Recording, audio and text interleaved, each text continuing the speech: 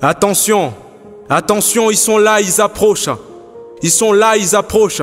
Cette fois, ils ne nous retrouveront pas les mains tendues, on aura fermé nos poings, puisqu'aucun de leurs pagnes ne saura couvrir leurs incompétences. Attention, attention, ils sont là, ils approchent.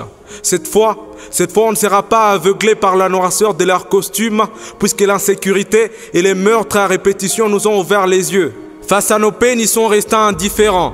On leur a donné la voix, mais face à nos cris, ils se sont tus. Leurs enfants à l'abri dans l'arche internationale, c'est sur nos toits que les déluges s'abattent. Nous vivons dans des conditions d'insalubrité déplorables, malgré diverses promesses attendues sur une ville propre. Bobeto, disent-ils. Kumbuka, la politique sanitaire est toujours déplorable.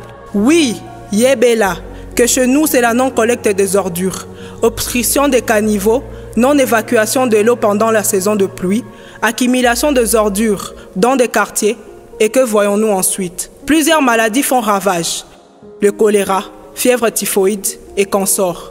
Avons-nous perdu notre droit fondamental à la santé?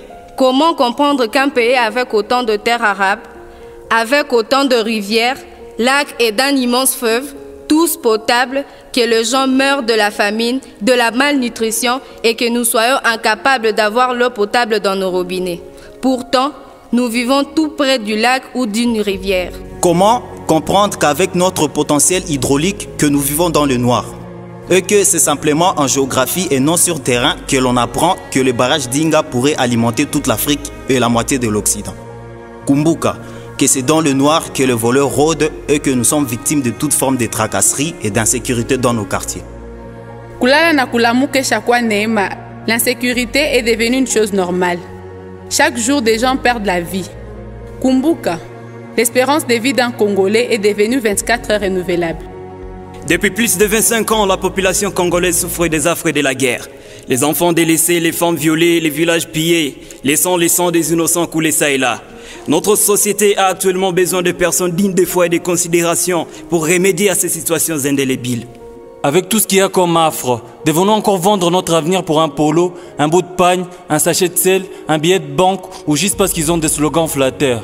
Arrêtons de dire Nyuakwetu, Anapanaka, Anapitaka. Ton vote, c'est notre avenir. Il est temps que tu comprennes que ton vote mérite redevabilité, reconnaissance ultime de tes priorités et droit en tant que souverain ultime. Il est grand temps que tu comprennes à combien ta voix que tu poses dans l'urne est une pierre à la construction de l'édifice du Grand Congo. Alors, Congolais et Congolaises, Kumbuka, Yebela, rappelle-toi que ton vote est un début, un choix de changement pour un Congo prospère et glorieux. Kumbuka, oui, rappelle-toi de l'insalubrité qui cause de maladies. Rappelle-toi de l'inflation du taux d'échange, de la montée des denrées alimentaires. N'oublie pas toutes ces vies perdues dans la guerre. N'oublie pas cette insécurité qui s'installe tranquillement. Wakati imeenea, que ton vote soit une source de changement